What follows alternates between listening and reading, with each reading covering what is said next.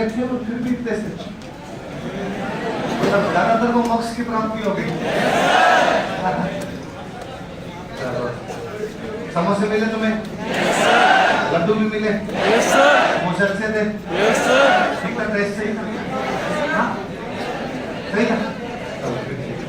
क्योंकि हमें मुझे आज ये गड़बड़ी सी लग रही। भाई नॉर्मली क्या होता है, समोसे अपने मंगाते हैं तो किसी एक बेच में समोसे खिलाने, एक बेच के समोसे आ गए। अब कल वो बात कर रहे थे कि समोसे कितने मांगेंगे? 30,000। कौन सी दुकान वाला दे? कई दुकानों वालों को कहा गया भाई 2,000 तुम दे दो, 2,000 तुम दे दो, 1,000 तुम दे दो, 500 तुम दे दो। फिर उसमें संभावना रहती है भाई किसी के अच्छे आए, किसी के अच्छे नहीं आए। नहीं आए तो अगली बार तो अपने ध्यान रखें, कम से कम उनको मना करते, अगली बार तो नहीं मंगाते। कितने कितने समोसे मिले आपको? 2 खाने थे? लिए नहीं? किसने मना किया? आप लिए नहीं हो? लिए नहीं? लड्डू 2 मिले तो आप लड्डू खा के पेट भर गया होगा। समोसे 2 खाने थे, लाडू क्या खाना होता? मीठा ज़्यादा पता तुम्हें? क्या क्या चल रहा है क्लास में? कौन कौन सी क्लासेज होती है? नोट, बिहेवियर, मिडिवल और इंडियन ज्योग्राफी क्या टॉपिक चल रहा है?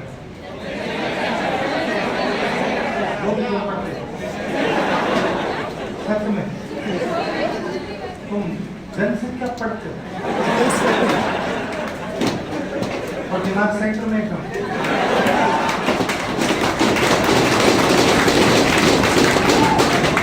मैं तुम्हारे जगह स्टूडेंट हूं तो सर के घर पढ़ जाऊं।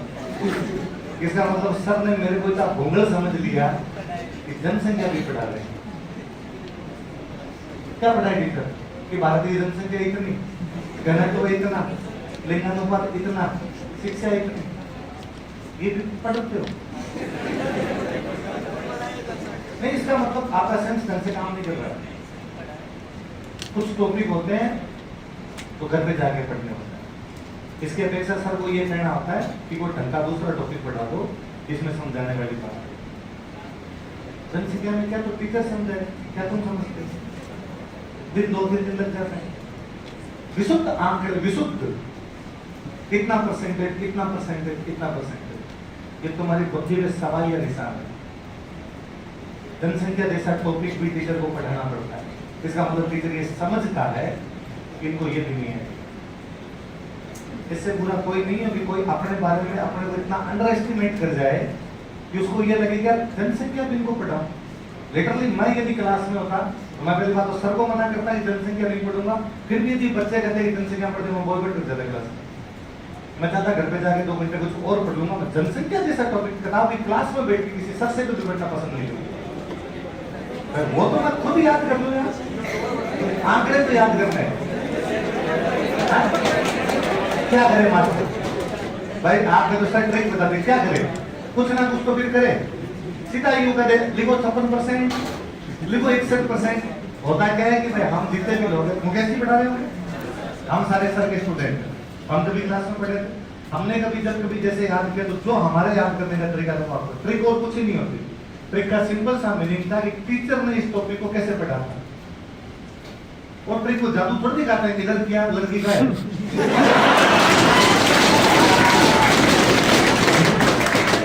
तो होता ही नहीं है। होता यह है कि भाई मैं जनरली मैं जब याद करता हूँ, मैं जब चीजों को आपको पढ़ाता हूँ तो मुझे लगता है मैंने इस प्रकार से चीजें याद की, मैं इनको वैसे याद करवा देता हूँ। आपको लगता है कि सर ने ट्रिक बता दी, ट्रिक जैसा कुछ नहीं, वो मुझे वैसे ही याद है, मुझे दूसरे तरीके से याद ही नहीं है। तो जैसे मुझे याद है मैं क्लास में बता देता हूँ, मुझे लगा इस इजी वे में मुझे याद भी थी, इस इजी वे में आपको ध्यान रखा कीजिए। ऐसे कोई भी टॉपिक हो उनके अपेक्षा कोई ढंग का टॉपिक पढ़ लिया कीजिए, ताकि टाइम यूज वैकेंसी का टाइम है और दिन में आरबीसी वाले का देखिए वैकेंसी आएगी और आएगी। तो फिर हम मैं यही कहूँ कि भी वैकेंसी किसी प्री का कोई बेच लगता है, उसमें कोई ऐसा टॉपिक लेते ना टावर भाटे मार दे कि 2 दिन लगा दिया हमारे जनसंख्या के आंकड़े पढ़ाने में, तो हम घर पे बैठ लेते। तुमने ढंग का टॉपिक क्यों नहीं पढ़ाया? ये अपना थोड़ा सा सेंस होना चाहिए। टीचर को क्या जितना सिलेबस लिखा था उतना पढ़ाना ही पड़ेगा। क्या करेगी टीचर को उसके अंदर? तो वरना बच्चे ले देंगे हमारे ये टॉपिक नहीं, हमारे ये टॉपिक नहीं। पर हमने ध्यान रख लिया कि ऐसे टॉपिक तो इसमें खुद को कॉन्फिडेंस होना चाहिए। ये मैं कर दूंगा, आगे बढ़ो, ढंग का टॉपिक पढ़ा दो जिसमें मेरे समझने वाली 4 बातें हो। आंकड़े मंगल याद करके तो मैं पढ़ो, उल्टा हमारा जी कि आप में से कोई एक बंदा याद करके अपनी ट्रिक याद करके बच्चों क्लास में आप बताओ। उल्टा मैं कह रहा हूँ आप भी खुद याद करके आओ, अगर बताओगे टीचर से जल्दी बता दो। टीचर सोचता है समझाऊं, आपको पता है मेरे समझ में ये भी समझा दूंगा 2 मिनट के अंदर। लाइदा से टॉपिक नहीं पढ़ना है, हाँ ऐसे टॉपिक यार खुद की बेइज्जती है, इस प्रकार के टॉपिक पढ़े जाए। और क्या चलता है मिडिवल, मिडिवल में क्या चलता है बहुत जोड़ा वो पढ़ा था विजयनगर साम्राज्य। और मुझे लगता है पिछले 2-3 साल से आरपीसी और यूपीएससी पूरी तरीके से विजयनगर साम्राज्य की चली गई। पहले जब हम पढ़ाया करते थे तो इस बात का बड़ा अफसोस प्रकट किया करते थे कि यार मिडिवल में एकमात्र साउथ इंडिया का साम्राज्य विजयनगर, तो विजयनगर फैमिली के नाम तो साउथ इंडिया ही नहीं। आप जब मिडिवल पढ़ते हैं केवल नॉर्थ इंडिया की बात करते हैं, मुझे बड़ी हंसी आती है कि उसको भारत का इतिहास क्यों कहते हैं, उसको उत्तर भारत का इतिहास कहा जाना चाहिए। दिल्ली आगरा के बाहर बात नहीं कर रहे आप, फलाने की दिल्ली राजधानी थी, इसने यहाँ आक्रमण कर यहाँ आक्रमण किया। साउथ भारत है, उसको आप भारत से एक्सक्लूड कैसे कर सकते हो? विजयनगर साम्राज्य 300 सालों का महानतम साम्राज्य है, उसका भारतीय इतिहास से बाहर कैसे निकाल सकते हैं? और पिछले 2-3 बार से आरपीसी और यूपीएससी को धन्यवाद दिया जाना चाहिए कि बार-बार उन्होंने क्वेश्चन पूछने शुरू किए। इस बार क्वेश्चन था कौन से राजा ने नहरें बना दी, देवराय वाला क्वेश्चन था। उससे पहले अपने आरएस मेंस में सर कृष्ण देव राय की उपलब्धियां पूछ लेती किसी को। कृष्ण देव राय भाई बाबर ने अपनी किताब में 2 ही राजाओं का जिक्र किया है, सांगा की स्वाभाविक सी बात है, सांगा से लड़ा भाई। मैं आपका वर्णन करूं, सीधी बात है, मैं आपको पढ़ा के गया, पर मैं किसी थर्ड या सेकंड वर्णन करूं जिसके बारे में सीधा नहीं जानता, मैंने लोगों से सुना, इसका मतलब महात्मा कर रहा। और फिर न केवल वो अपना जैसे अपना कुंभा है, जैसे साउथ में विजय वो कृष्ण देव राय भाई कुंभा है कि कुंभा की राजनीतिक उपलब्धियां जितनी है उतनी उसकी क्या है कृष्ण देव राय। और हम हमेशा ये बात करते हैं कि भाई अकबर के दरबार के 9 रत्न थे, अकबर के 9 अष्टदिग्गजों की बात की जाए, अलसिन पेडन्ना, तेनालीराम, पांडुरंग महात्म, वो किताबें और इतनी शानदार उनकी किताबें लिखी। तेलुगु तो भाषा का रिवाइवल है, वो विजयनगर साम्राज्य था तो तेलुगु भाषा रिवाइवल पर आई। हम्पी उजड़ गया, आज तो हम्पी में कुछ भी नहीं है, लेकिन फिर भी हम्पी जाना चाहिए, जीवन में हम्पी जरूर जाना चाहिए, हम्पी देखना चाहिए। क्या साम्राज्य स्थापित किया होगा कि 300 वर्षों तक साउथ में केवल और केवल विजयनगर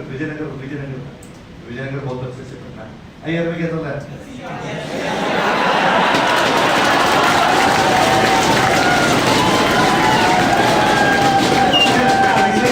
मुझे पढ़ा है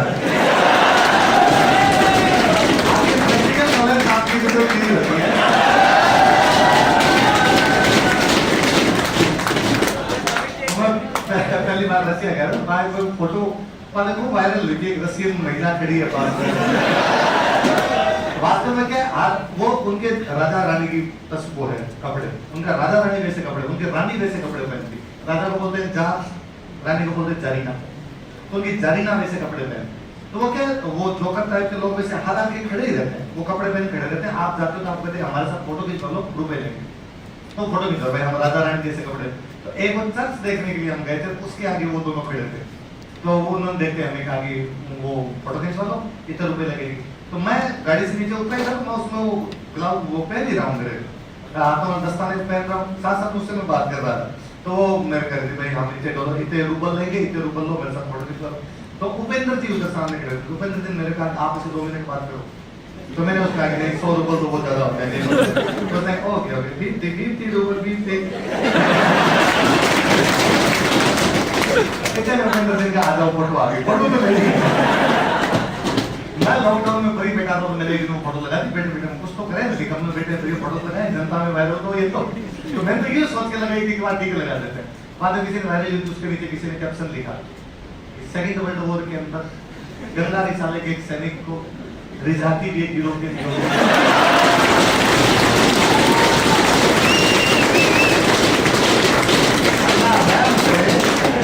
लोग कारखाना से क्या निकाल के जाते हैं। तो रसिया तो मैं दोबारा क्लास लेने आऊंगा, तो रसिया तो मैं और पढ़ाऊंगा, और फिर क्या पढ़ाऊंगा मैं ढंग से नहीं पढ़ाऊंगा। मैं खेल अनुभव है मुझे, 2 बार अनुभव है, 2 बार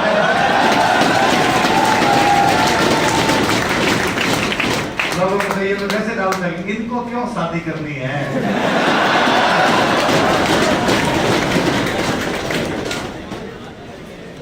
वैकेंसी आ रही है, सिलेक्शन का रामबाण बताओ। शॉर्टकट नहीं होते किसी भी चीज से, पढ़ाई करनी होती है। चलो कभी तुम एक दो क्लास में और जाके ना, हाँ टैंक वाली फोटो, वो बच्चा मेरा नहीं था इधर।